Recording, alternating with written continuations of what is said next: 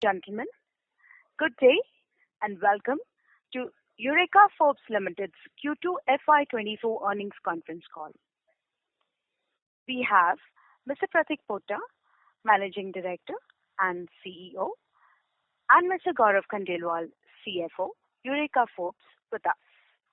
As a reminder, all participant lines will be in the listen-only mode, and there will be an opportunity for you to ask questions after the presentation concludes.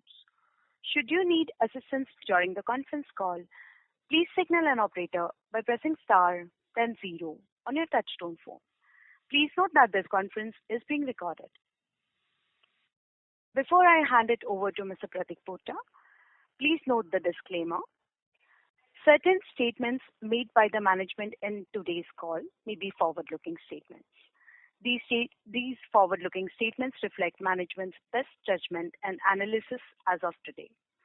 The actual results may differ materially from the current expectations based on a number of factors affecting the business. I now hand the conference over to Mr. Pratik Pota. Thank you, and over to you, sir. Good morning, and I welcome you all to the Q2 earnings call of Eureka Forbes Limited. I wish you all a very happy Diwali and hope that you had a good break. Q2 was in many ways a landmark quarter for EFL, with all three critical markers, margins, net debt and growth, showing healthy improvement. Our net revenues stood at rupees 592.3 crores, a growth of 3% over last year. Without the impact of discontinued businesses, our Q2 revenues grew by 4.8%. This performance was driven on the back of volume growth, both in electric water purifiers and in vacuum cleaners, and in the face of a continued soft demand environment. The impact of operating leverage was visible in our margins, which grew for the fourth successive quarter, with adjusted EBITDA margin expanding to 10.5%, compared to flat in same time last year, Q2 last year, and 9.8% in quarter 1 of FY24. We also reached an important milestone in our transformation journey by turning net debt free. As against a net debt of rupees 199 crores in September 22, we ended last quarter with a net surplus of rupees 9 crores. Stepping back, we believe that the Q2 performance offers us evidence and underlines the conviction that Project Udaan, our strategy for transformation and growth that we spoke about earlier in the year, is beginning to deliver real impact on the ground.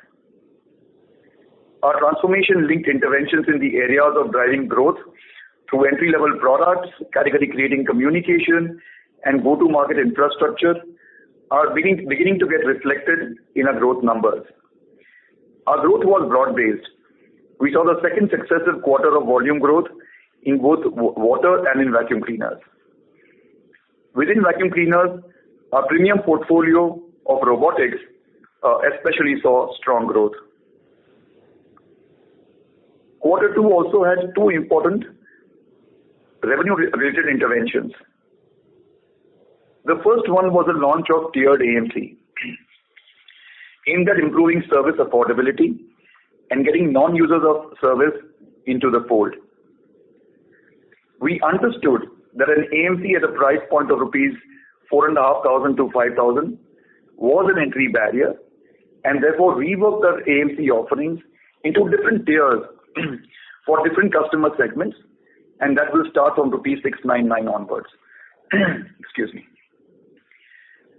The second was the launch of a new water purifier called the Slim UV Bar. It is an exciting innovation which marries form and technology and is the first step in reclaiming our role of being innovators and pioneers. Profitability improvement was driven by operating leverage. Driving efficiencies is a key priority in unlocking value and generating headroom for growth investments, and we will stay focused on that. Looking ahead, we will strive to build on the quarter 2 momentum and drive further growth and innovations and enhance customer experience, and as also continue on our digitization journey. Coming up, our Q2 numbers reflect a clear step up in growth along with continuing improvements in margins and debt. In the quarters ahead, we expect to see the impact of innovations, of customer service initiatives, and of our digital interventions to play out, which will lead to a further improvement in business trajectory and help us along towards the goal of transforming Eureka Forbes into a D2C health and hygiene powerhouse. On that note, I will now hand you over to Gaurav Khandelwal, our CFO, who will provide more details on the financial performance. Over to you, Gaurav. Thank you, Prateek. Happy Diwali, everyone, and thank you for joining us. In the backdrop of a continuing soft demand environment, our revenue at rupees 592.3 crores grew by 3% on a year-on-year basis. Adjusted for discontinued businesses, our revenues grew 4.8%, the highest growth seen in the last 5 quarters. This represents a continuing improvement in our growth trajectory over previous quarters. Given the nature of this category, where today's product volume is tomorrow's service revenue, continuing volume growth for the second successive quarter in both water purifiers and VCs bodes well for the future. Our Q2 gross margins were at 57.4% versus 58.5% in the previous year and were impacted by product and channel mix. We expect gross margins to remain range-bound around these levels and do not expect a structural shift in the gross margin table of the business. Our expenses as a percentage to revenue, excluding ESOP charges, were lower by 1150 basis points versus previous year and 370 basis points sequentially. Our focus on cost program will continue to drive further efficiencies.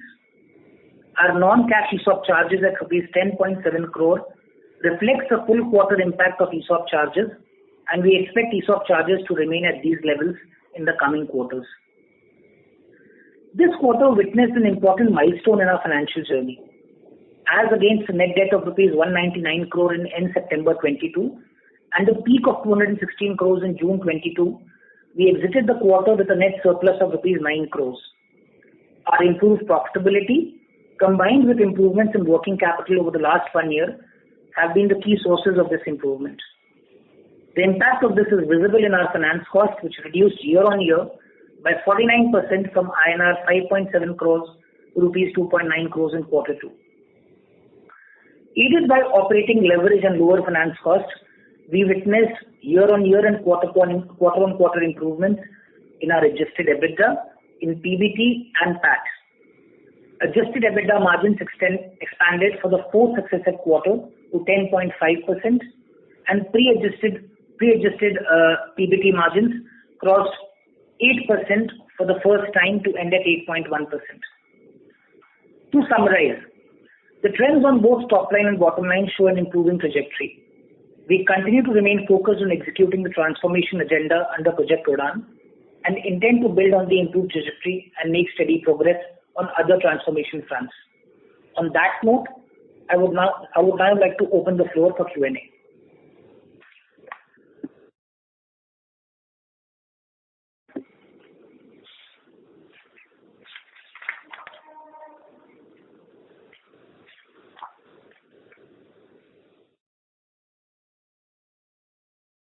Excuse me, sir. Can we open the floor for the Q&A session now? Yes, please. Thank you very much. We will now begin the question and answer session. Anyone who wishes to ask a question may please press star followed by 1 on their touchtone phone.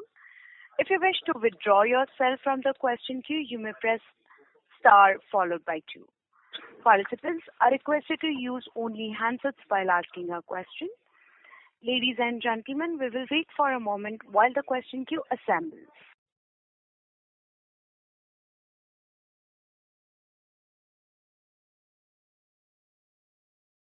Participants, you may please press star followed by 1.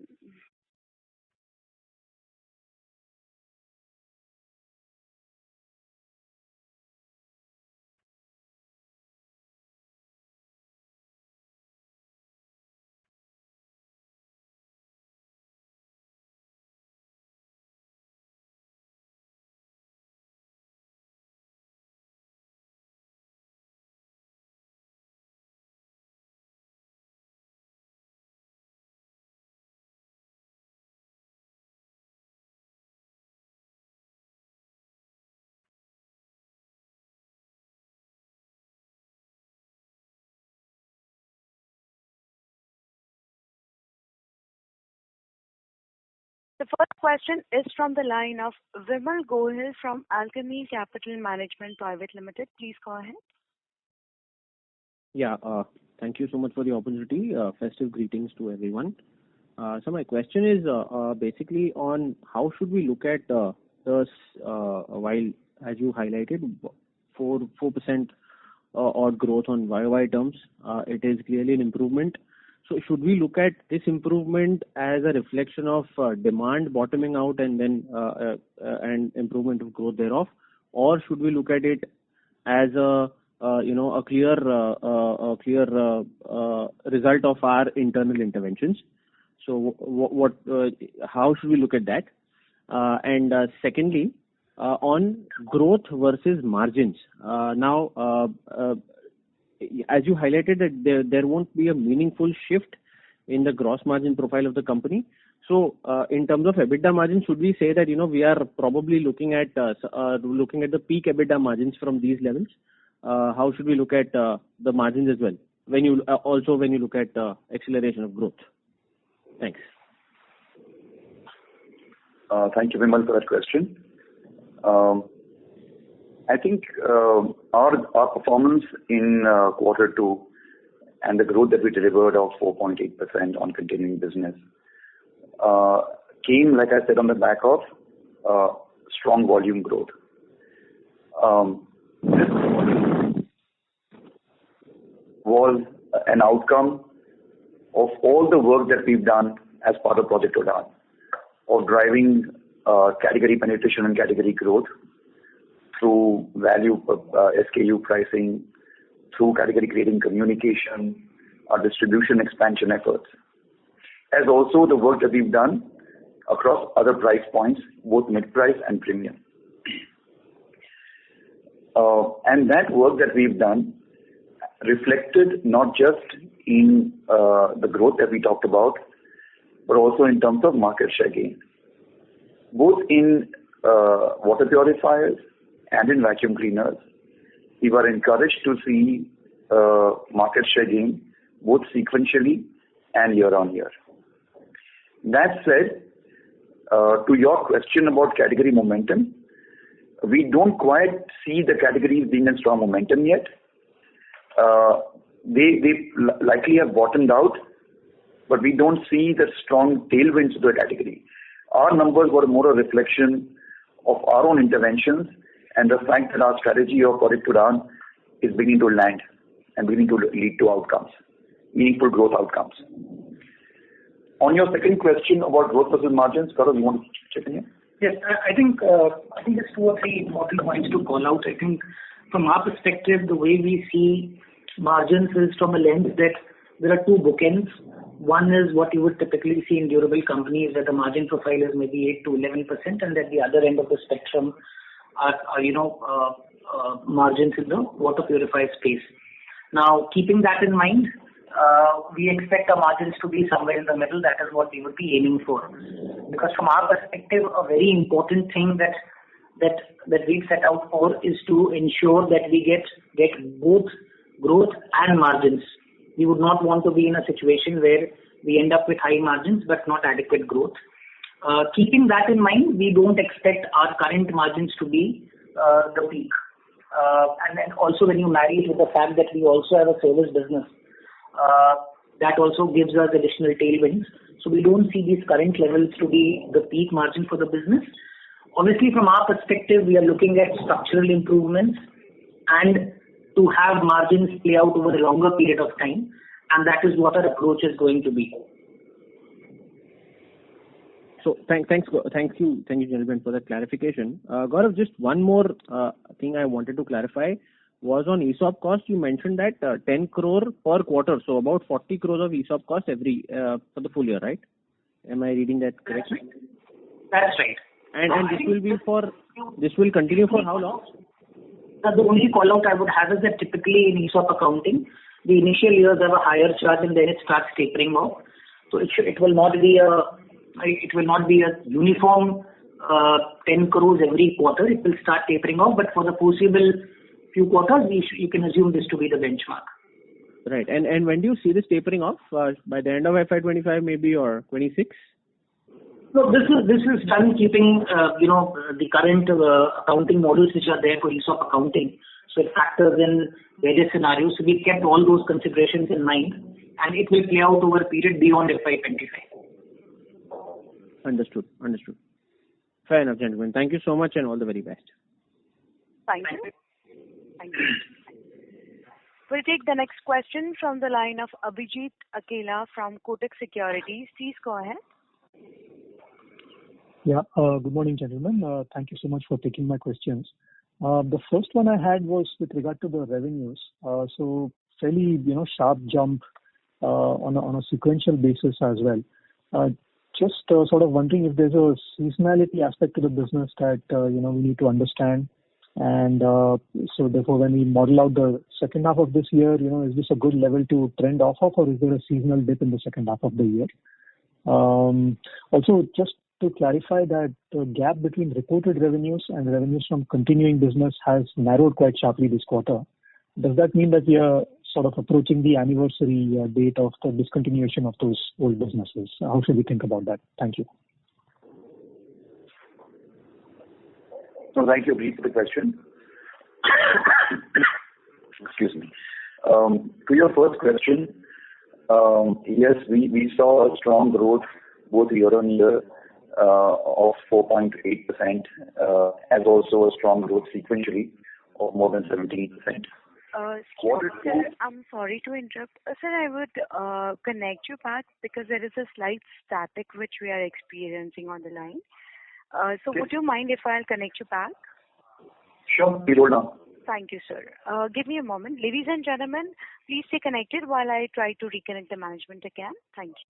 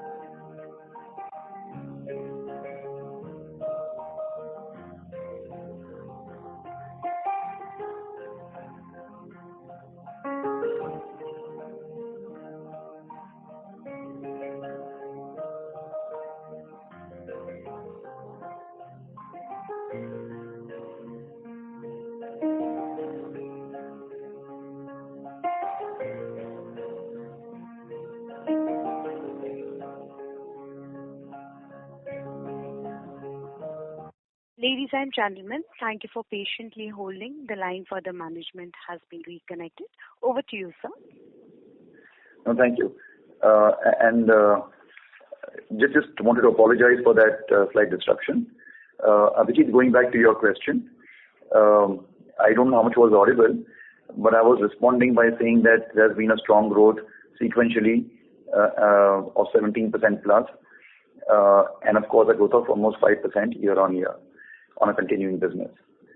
Quarter two tends to be a strongest quarter sequentially. So some amount of what you saw as growth sequentially, the improvement, is a reflection of that.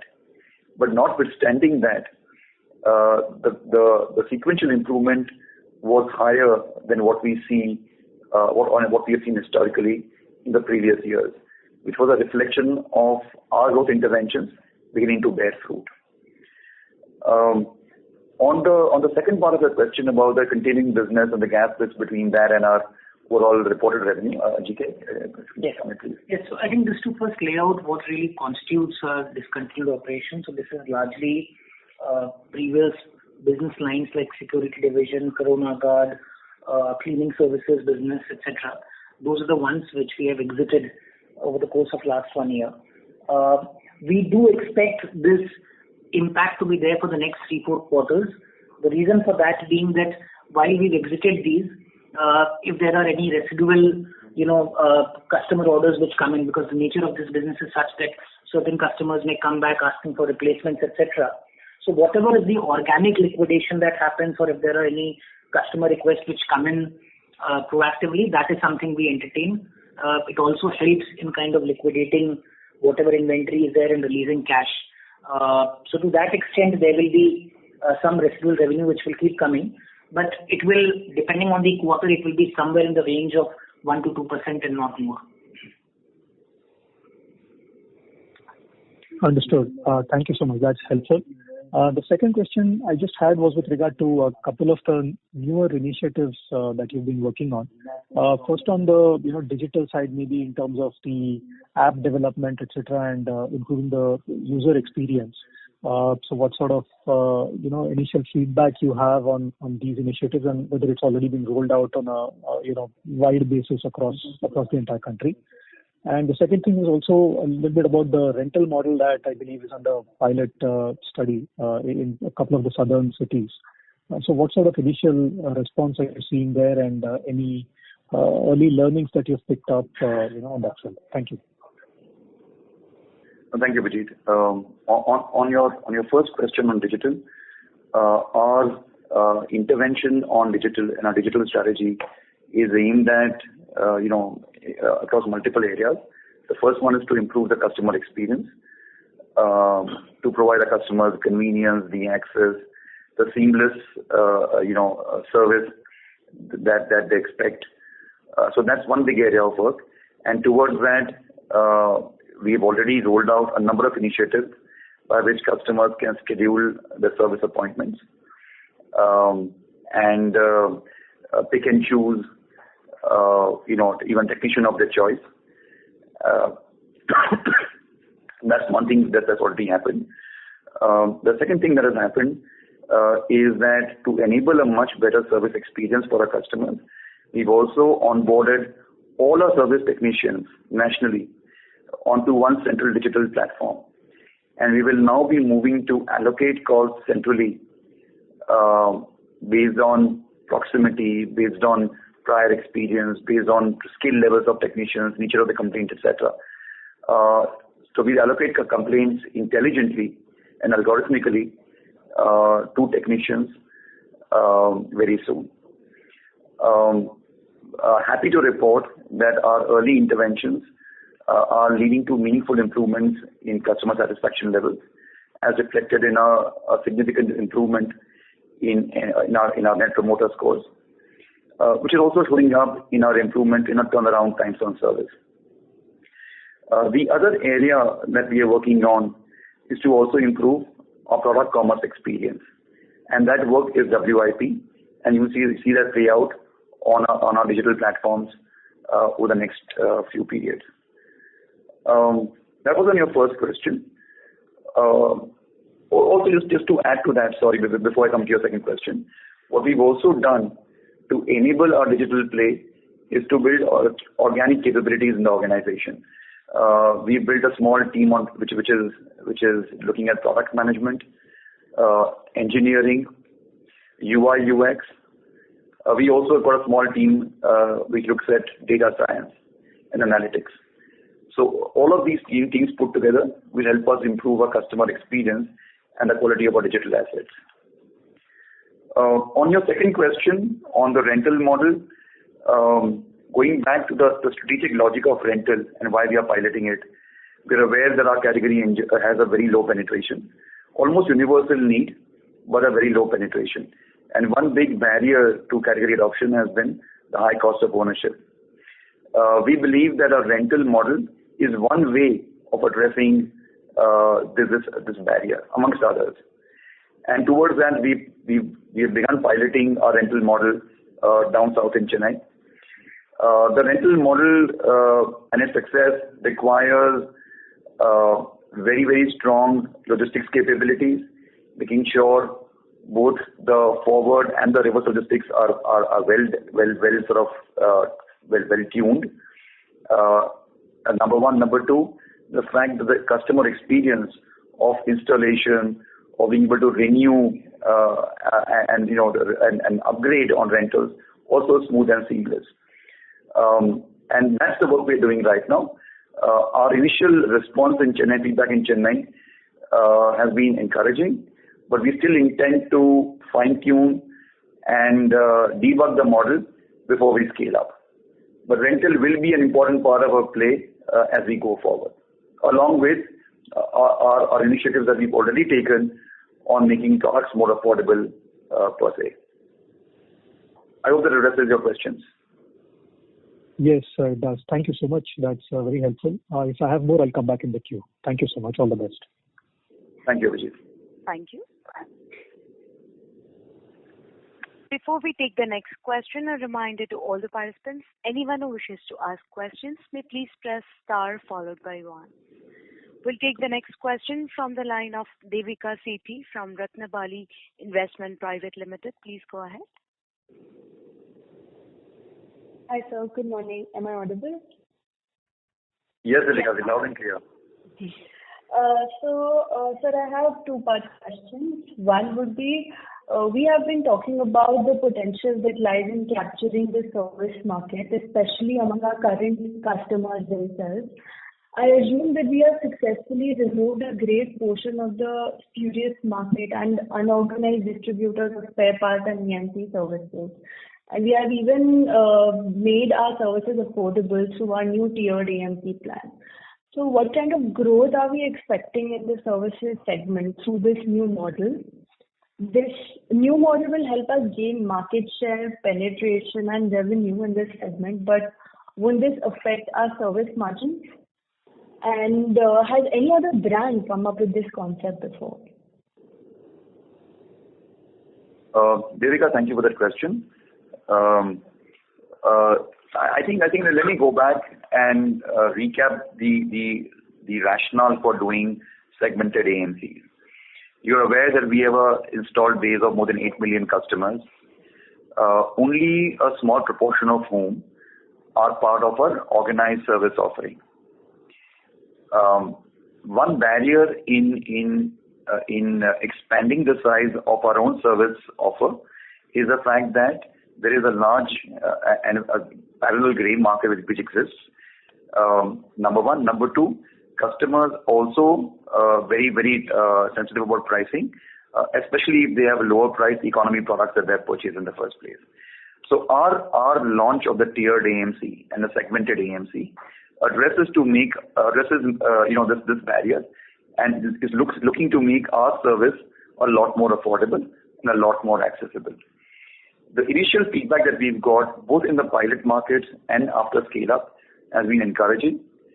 It allows customers with differing levels of service needs to tap into the different segmented offers and go for one which meets their requirements. We expect that as tiered AMC scales up, our service revenues will expand. We expect to get a lot more of our installed base into our into our own service offering, and we are very optimistic about how this will play out. In addition, you talked also about the fact that there is a large market of spurious products and spurious filters, and we also are going after that opportunity in that market in a very focused way. One way of doing that, of course, is to look at segmented and tiered AMC offers. But the other way is also to increase customer awareness about what it takes to differentiate between a genuine and a fake AquaGuard filter, as also then taking legal action to come down hard on these parallel operators. So all of these work streams are going on. We will also be doing some consumer awareness campaigns in the period going forward to inform customers both about our segmented AMC offer as also what it takes to differentiate between genuine AquaGuard filters and the fake ones. And you will see that play out very soon in the market.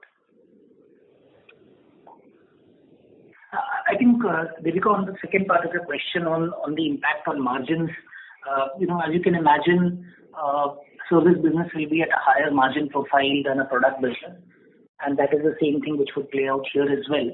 I just want to draw attention to the fact that different price points come with different propositions and the associated cost structure.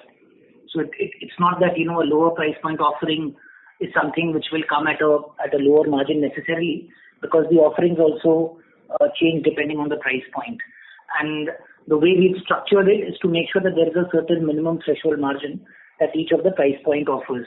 So that's our approach.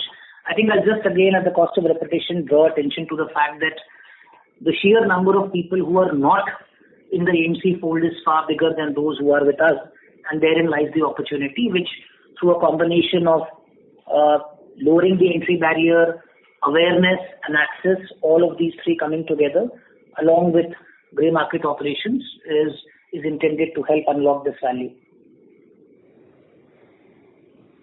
Okay, thank you for this detailed response. One last question, sir.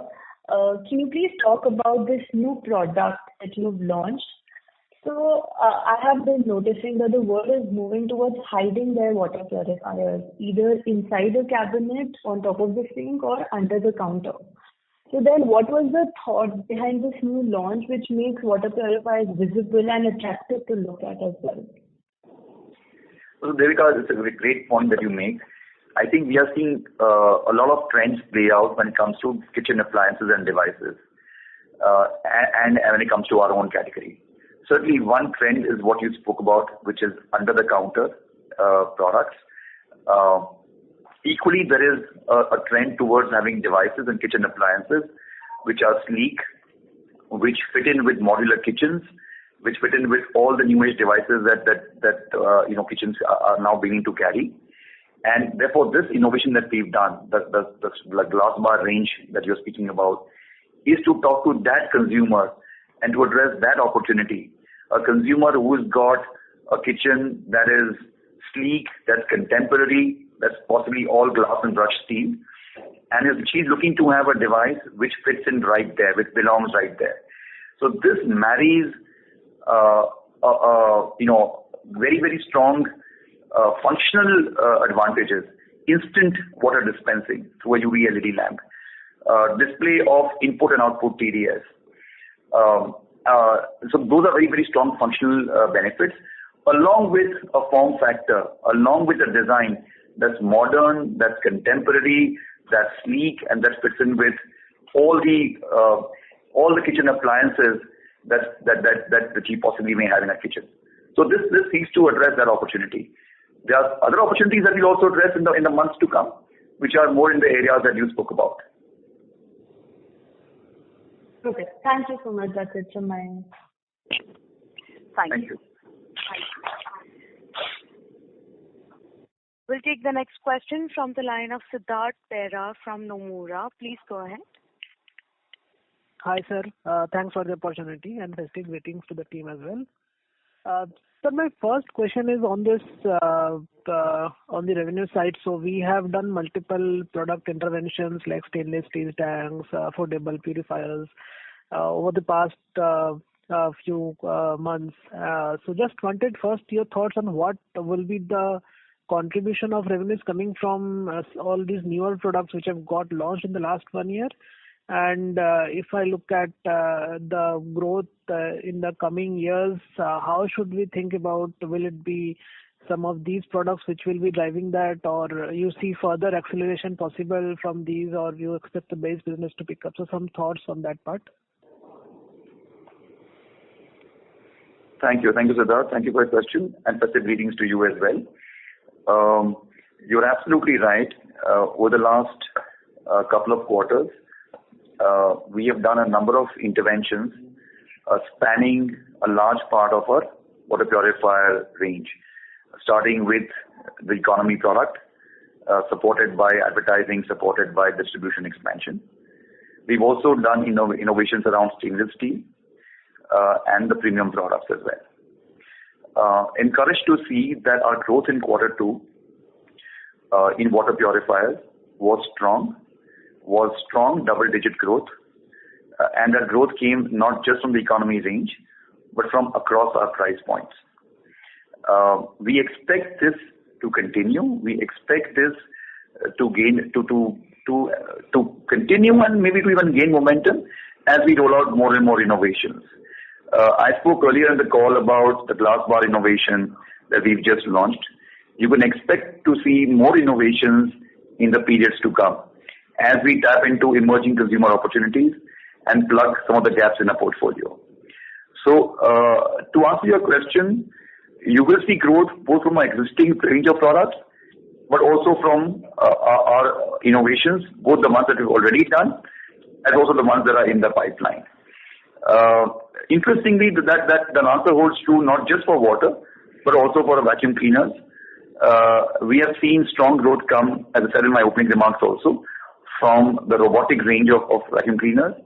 And we expect that to continue. We've just rolled out 3 new vacuum cleaners in the upright segment, the premium upright segment. And we've also rolled out a pet grooming kit. This happened in this quarter in October, not last quarter. But that just continues a trend of driving premium innovations and offering our customers differentiated propositions. And we expect this to drive growth for us in cleaning as well, in vacuum cleaners as well. Got it. Sir, some thoughts on the service revenue part of the business. Will the growth trajectory on that part be similar or better?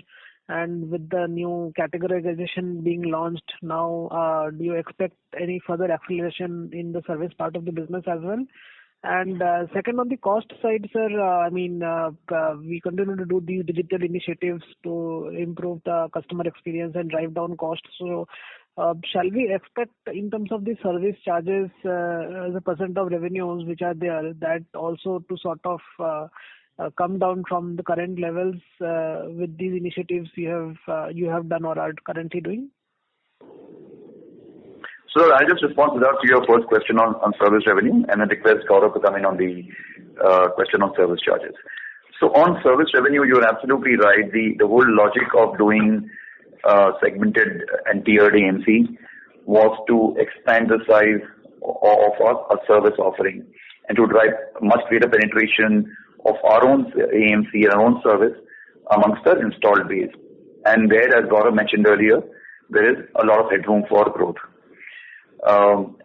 We will also be driving, as I said earlier, awareness around genuine AquaGuard filters, and to address the large number of out-of-warranty, out-of-contract customers who sometimes resort to and buy filters from the parallel market, not knowing often whether what they're buying is genuine or fake.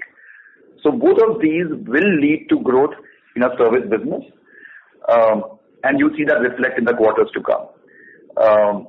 Like I said, our early feedback and our early experience of the segmented AMC is encouraging.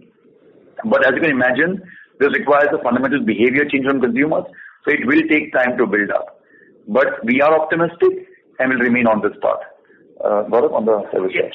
On the cost side, I think just to lay out our approach, our focus on cost initiatives will be across all lines, starting from procurement efficiencies all the way to indirects, overheads, everything. And service charge would be a part of it. So that's one. Specific areas that we're looking at is, for example, our warehousing and logistics cost, our IT cost, our procurement cost, because of volume benefits that come in. So those are specific areas that we're looking at. Coming to your question on service charge, yes, amongst the larger initiatives, we would also be looking at service charge. But again, service charge is in some nature a bit of a semi-variable cost, because part of that cost is attributable to service revenue. So hence, to that extent, there will be an interplay of how revenue moves. But our overall approach would be to keep looking at every single cost line and extract opportunities and efficiencies. Got it, sir. Thanks a lot. I'll come back in the queue. Thank you. Participants who wishes to ask questions may please press star followed by 1. The next question is from the line of Harshit Kapadia from Elara Capital. Please go ahead. Yeah, hi. Thank you. Wishing you festive greetings to both Prateek sir and Gaurav. And congrats for seeing a revenue growth for the second consecutive quarter. Few questions from my side. Just wanted to check with you, as you mentioned, water purifier, we have seen a double-digit volume growth. Did we also see in the vacuum cleaner as well a double-digit volume growth? Thank you, Arsha. Thank you for the greetings and wish you the same. I think to your question, we were enthused to see strong growth across the board, especially in water purifiers, where we saw strong double-digit volume growth. In vacuum cleaners, we saw growth as well, and that growth was encouraging. Specific sub-segments within vacuum cleaners, delivered a very, very strong growth. And we are seeing this as a pattern playing out in the vacuum cleaners category, where there is a move towards the segment of convenient cleaning, the segments of robotic vacuum cleaners, the segments of upright vacuum cleaners, handheld. So these cordless, more convenient vacuum cleaning options are growing much faster, as it did for us last quarter. Fair enough. Second question is on the mix of your channel, which you have been trying to reduce your direct to home network and trying to get towards the other channels. So how has been the growth within these channels? Was it led by e-commerce or any other channel that you can highlight? So yes, I think the larger point, Ashad, is that, as you know, we are fortunate to have an omni-channel mosaic between retail, e-commerce, and direct sales, which allows us to drive multiple GTM interventions. It allows us to drive distribution, drive access. Also allows us the ability of being able to create categories and sell premium propositions in a one-on-one selling environment. In quarter two specifically, we were encouraged to see strong growth in e-commerce. We were encouraged to see strong growth also in our retail business, and we were also encouraged to see a strong growth in our direct sales productivity. So therefore the growth actually was fairly cross-channel and across the board. Understood. So what has been your ad spends and promotion expenses in this particular quarter, since this is the largest quarter for you? And secondly, the service charges cost has also increased in this quarter, which you have been trying to reduce. So anything to read out of it, and do you think this is going to continue going forward? Yeah, Harshit, so we don't give out a separate cut on advertisement and sales promotion expenses. But what I can say is that, our spends in quarter two have increased versus the previous quarter, and directionally we intend to keep investing in this area. I think for us, from our perspective, a very clear learning has been that, the campaign that we came out with had a very good impact on the volume growth that we are seeing for the second successive quarter. So this will for us remain an area of focus. As far as service charge is concerned, on a sequential basis, it has remained flat.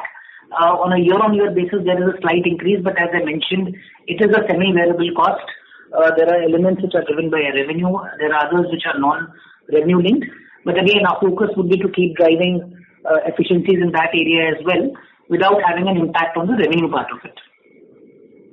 And this last question, just a clarification, was on the filter side. Are the filters manufactured in-house by you, or is it outsourced?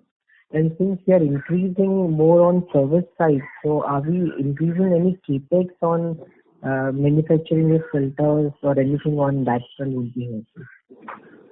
Yeah, see, on the capex side, as we've mentioned that we expect a step up from the capex levels of previous years. So that is something that will play out during the course of this year. And as you see in half one, we've almost spent an amount of capex which we would typically spend in a full year.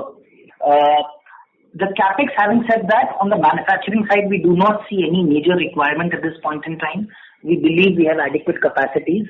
Wherever investments are needed, and many of it may be required more at the vendor end than at our end, those investments will happen to cater to the increasing volume growth, and that is something that we will continue looking at on a continuous basis.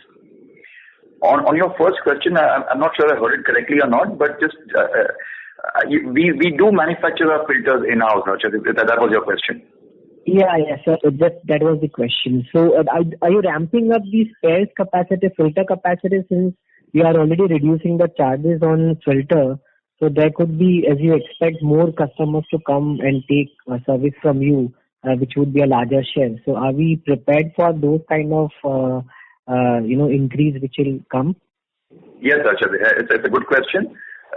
We are anticipating a growth in volumes, and therefore we are executing all the necessary actions required to support that volume growth, both in terms of having a higher capacity in the service technician network, as also having a higher capacity to manufacture and supply filters.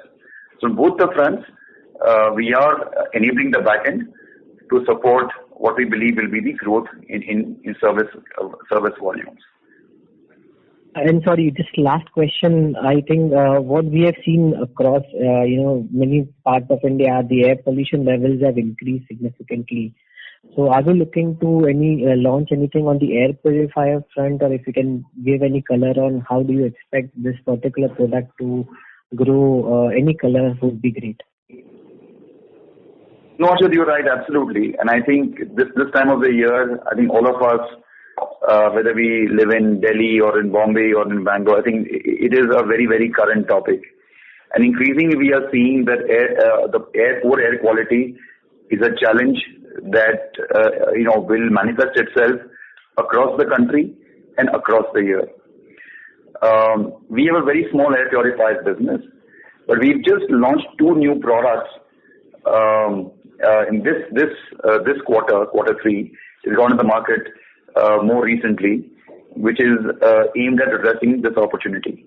That said, while we will have some play therefore and some growth coming from air purifiers, I think we are spending this year much more in building our capabilities, building the consumer insighting, building the playbook, and to allow us to drive a much larger play on air purifiers starting next year. We have no doubt that air and air purifiers will be a big opportunity for us in the years to come. And it will not just be a north play, and it will not just be a seasonal play. And we intend to create all the capabilities and strengthen the foundations will allow us to play this much more strongly next year.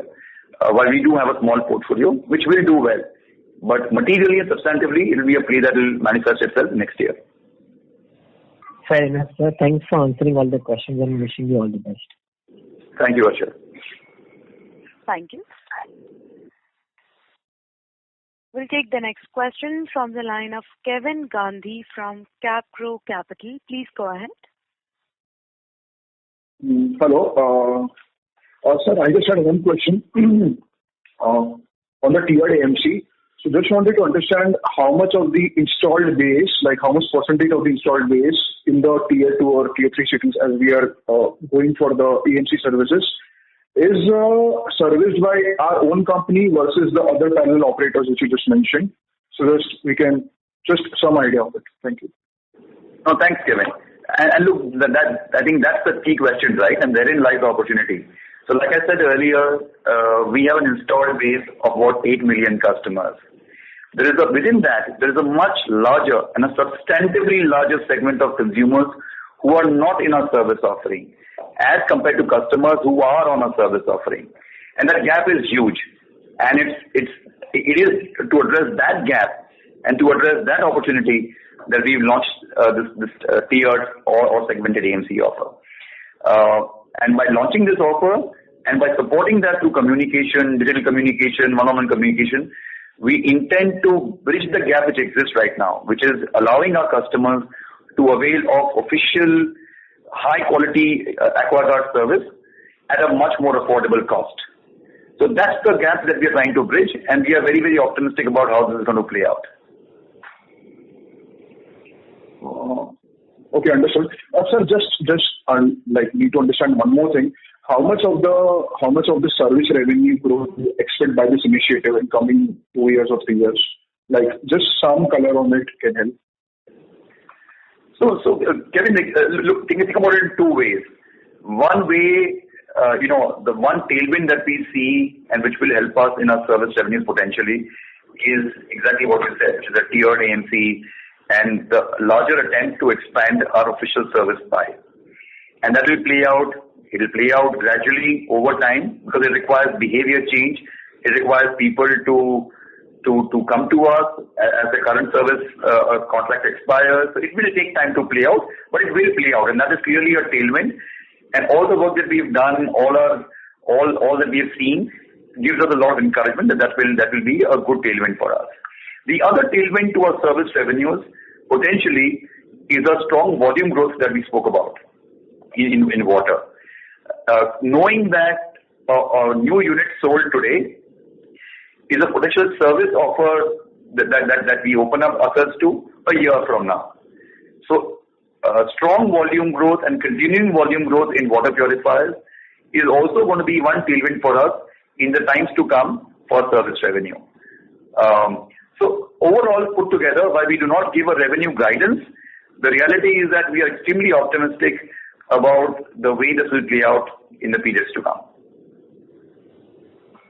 Okay, sir. Understood. And thanks and all the best for the future, sir. Thank you very much. Thank you, Kevin. Thank you.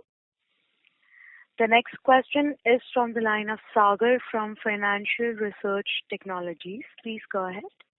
So thank you for taking my question. Most of the questions have been answered. Just one question. So could you give an indication of what will be the size of the parallel markets in both products and the AMC service businesses, the size? So Sagar, thank you for the question. The size of the parallel market and product is not very large. About 75 to 80% of the market is organized on product. In the case of service, the largest share of the market is unorganized, not just for us, but for the larger category as well. So I would say that the largest service market is unorganized, and therein lies the opportunity for us to tap into it. And I believe the service market, the unorganized market is bigger than the organized, right? It would be, yes, absolutely. And any indication what will be the size of that in terms of value? So Sagar, it's a good question, and it's a question that we often debate and discuss internally as well. It's very hard for us to put a number to it because of the very nature of this unstructured market and unorganized market. It is fragmented. It is very local. It is hard to quantify and hard to trace. So very difficult to put a number to it. But the larger point being that, as you said, the unorganized segment is larger than the organized segment of service. And in many cases, customers don't even know that they're availing of a parallel operator service. They think it's the organized brand giving them service. So giving visibility on that, giving our customers easy access, digital access, convenient access, creating awareness, providing distribution, providing the right price points is a way of driving service revenues much higher and making the market a lot more organized. Okay. Thank you. Thank you very much. And all the best. Thank you. Thanks, Sagar. Thank you very much. Ladies and gentlemen, that was the last question. I would now hand the conference over to Mr. Pratik Pota for his closing remarks. Over to you, sir. Thank you. And thank you, everyone, for joining the call and asking the questions. I know that this call has happened a week after our earnings being put out. And that was obviously because of the Diwali festival in between. We'll go back to doing the follow-up call straight after the board meeting from next quarter onwards.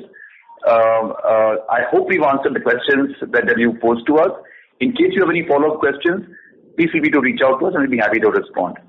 Thank you so much. And once again, festive greetings to all of you. Thank you very much, sir. Ladies and gentlemen, on behalf of Eureka Forbes, that concludes this conference. We thank you for joining us and you may now disconnect your lines. Thank you.